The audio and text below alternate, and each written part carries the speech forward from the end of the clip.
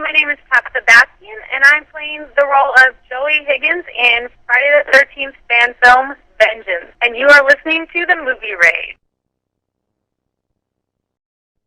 It's time for the movie raid, and tonight's victim is actress Tabitha Bastian that is currently in Friday the 13th Vengeance. Hello. Woohoo! Thanks so much for having me. Aside from this project, have you got any other projects that you've been doing since the last year, or even recent, or even in between this project? Yeah, I have a couple projects in post-production and a few in pre-production. Sadly, I can't talk about one of them that I'm really excited to talk about because I signed an NDA, but that one I'm really excited about. It's the biggest film I've worked on so far, and I'm second build on that, and I just felt really connected to that role, and I can't wait for everybody to see it. And also, I was in Beloved Beast. I know you interviewed a couple people on that project as well, and that one should be in theaters sometime this year, too. That one, everybody, I think, will love that one, too. It was a lot of fun, and I loved everybody that worked on that one. Yeah, I'm looking forward to it because I love those types of films. It depends where the direction goes. Was that a new experience for you, or have you been used to that kind of thing? Used to, like, thrillers and horror.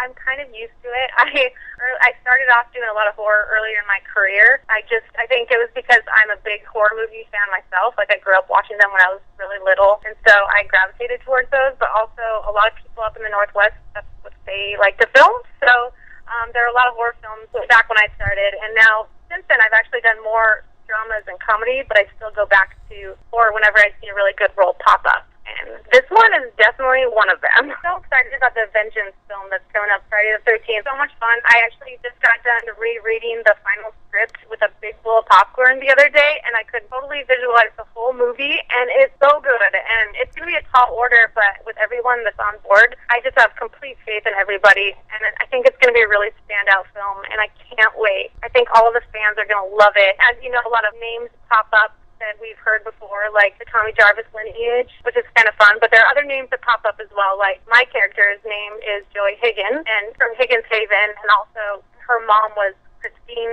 Chris Higgins, who was the sole survivor and heroine from Friday the 13th Part 3. So she hits Jason with an axe in the face, which is pretty cool. That sounds so brutal just by saying that. Oh. In the face. She goes through the map. Okay, just soften the blow a little bit. Really, it's in the face. Yeah, so she's my mom. That's awesome. And the fact that this is still in the filming process, and hopefully, between March or past March, they say at least that's their goal to get this out there. And I definitely look forward to seeing more trailers of it, of course. Yeah, me too. I'm so excited. I get to meet a lot of people this week. It seems like everybody is really close knit, and it seems like an awesome team. Like, everybody just seems like family. So I'm really excited to be a part of it. Now, is this the most type of positive atmosphere you've ever experienced with this production of Friday the 13th Vengeance compared to all the other ones that you actually have performed? I mean, honestly, like, a lot of them will always have, a couple people on board on the same page and stuff like that. But when you really feel that vibe and having to get out there, do your thing, everybody can succeed at the same time. Oh, I totally agree. That's all I want to do is work on film sets like that. That's my goal. And I think this one's going to be exactly like that. Everybody's on the same page. We all want to work together to make this a fantastic film, and everybody makes a difference. It's not like the director, the actor, it's the sound, it's audio, it's lights, it's editing, I mean, everything, special effects, makeup, wardrobe, blah, blah, blah. We all work together. Jeremy Brown, I mean, has he been more interactive with you with your part, or do you pretty much let loose on your part and go from there? We haven't worked on it lately yet. We're going to start working on it this weekend, but I got into the project, actually. I had a lot of people rooting for me, and it was really awesome, and I'm very grateful for everybody. I didn't even know it was still casting, but I had a few friends recommend me to Jeremy Brown, the director and casting director, and then I auditioned a couple times for Jeremy Brown and had some really great conversations with him, and just made me stoked on the part and the project. And after getting the okay from my agent and reading the script, I was completely on board and so excited. I'm really excited about the role because she's kind of a badass, and I can't say too much, but what I can say is they call on her and a couple others because of my relationship with, my mom's relationship with Jason. They're kind of calling on me as, to get some help and some backup, and we're just ready to kick some butt. So it's going to be fun to play that kind of strong character. Yeah, not just for emotional support. You got a shotgun next to it. Yeah. But when you have to perform in a different genre, do you have to either switch or even change method acting to get that role for this particular genre? Different for genres sometimes, but it just depends on the film. Different films, they like comedies. Some comedies are more about improv. Dramas are more about connecting with the other person and just finding those really small moments between two people. And I don't know, I think it's a good question. I think there's a lot of similarities between the genres for me. I take my horror, I only like doing horror films that are like good and well made. I like watching the fun B movies, but I like just being real and organic. I look at it similar serious straight drama or thriller when I do a horror project. And the one thing with horror is there's just a lot more action, and especially special effects. If you're not used to working on special effects, you have to get used to that. I love it. I don't mind it. Like, if I was doing anything else in a film, it would be that, because I think I'm pretty good at it, but I really like special effects. It's just, you have to have a lot of patience while they're putting it on you sometimes, and it can get cold and sticky with the blood and all that. But other than that, it's the same as anything else. You do a lot of work beforehand, like breaking down the script, character work, backstory, and all that. And then after doing all the research and rehearsing and doing all that, it's really about throwing it out the window and being present in that moment with the other actor and just making it as organic and real as possible in that, and just forgetting everything so that you can be in that moment and truly listen and respond to the other person. Yeah, and the impact is always different between genres. Yeah, and I love comedy so much. Like, that's one thing that I didn't know I would love it, and once I did it, I want to do it all the time. So much fun. And it's so much lighter, obviously, than the horror films, but in horror films, I've played a lot of villains before. I can play the opposite of that, like really sweet and naive, but I've been told maybe because my eyes can get kind of crazy, so I get cast as villains quite a bit. So I definitely rather play villains than the victims in horror films. Way easier. The victims, it's just hard sometimes and exhausting afterwards. So I get more exhausted after horror movies than filming the other stuff. Comedy, I go home and I just have a regular night. It's like, yeah, I've been drunk the whole time. I didn't even know if I was filming. Yeah,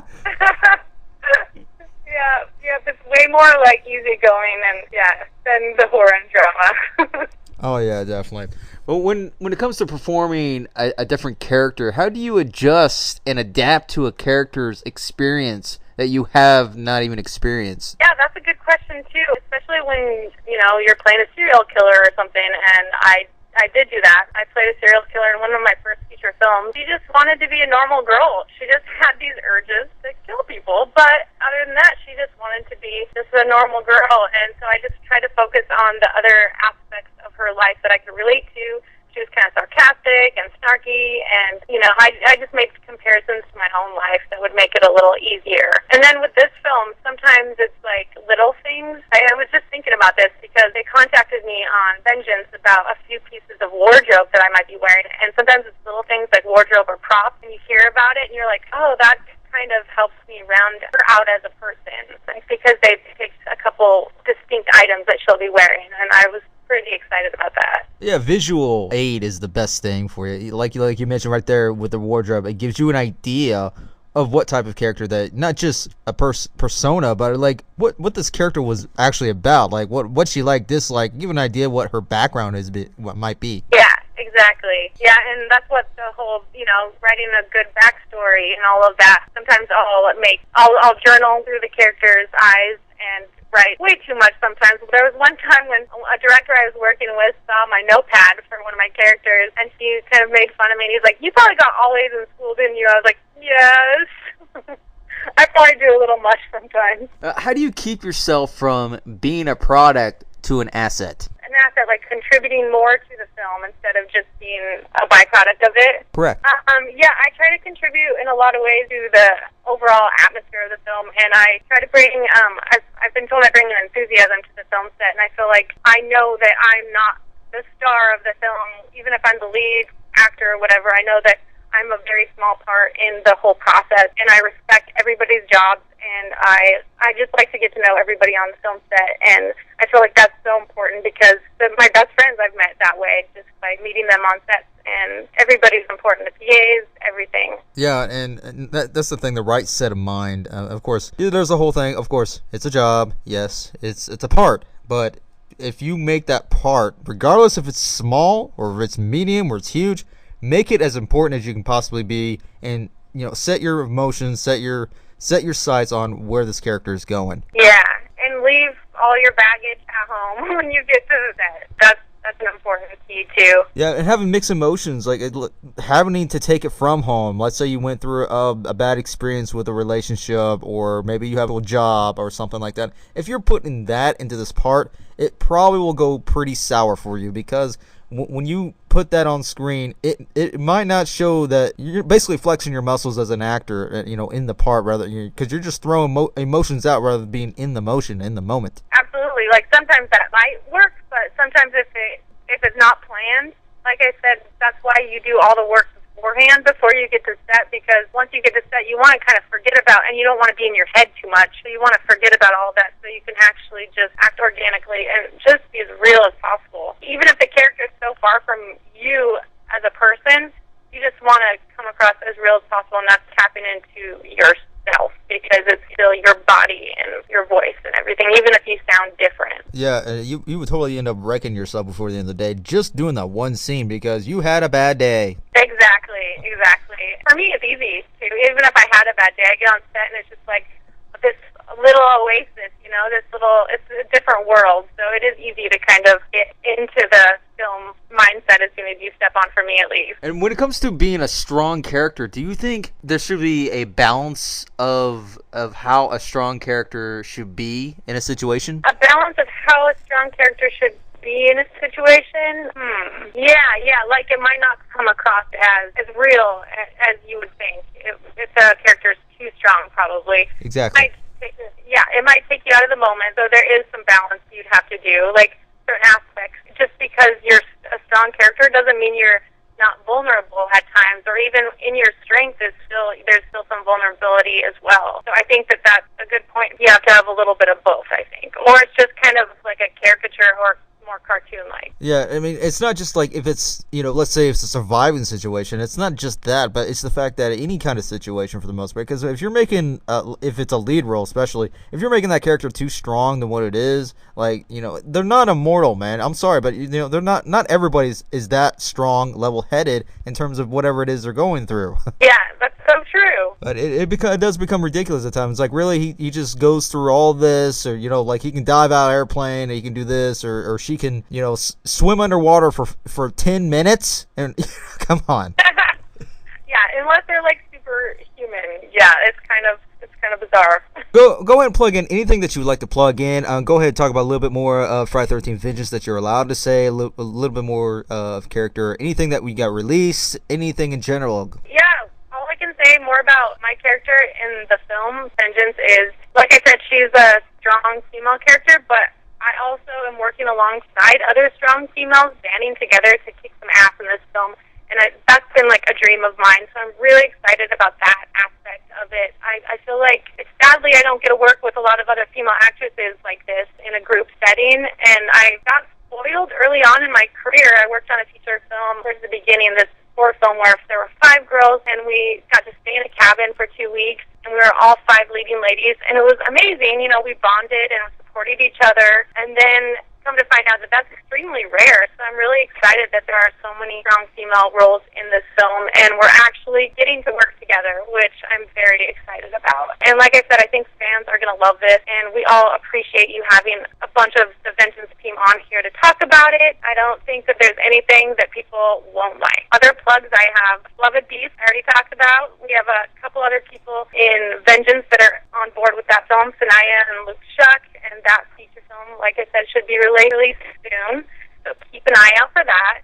And then the project I signed the NDA for that I'm very excited about, I will be posting about that on social media as soon as I can. If you want to follow me online, my website is just my name.com, so it's tabithabastein.com, TABITHABASTIEN.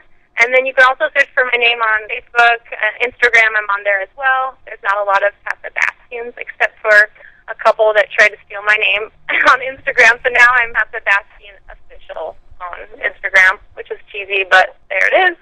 And also follow Vengeance, and this movie is going to be epic. You guys will all love it. Yes, there you have it, everybody. That's Tabitha Bastian, actress.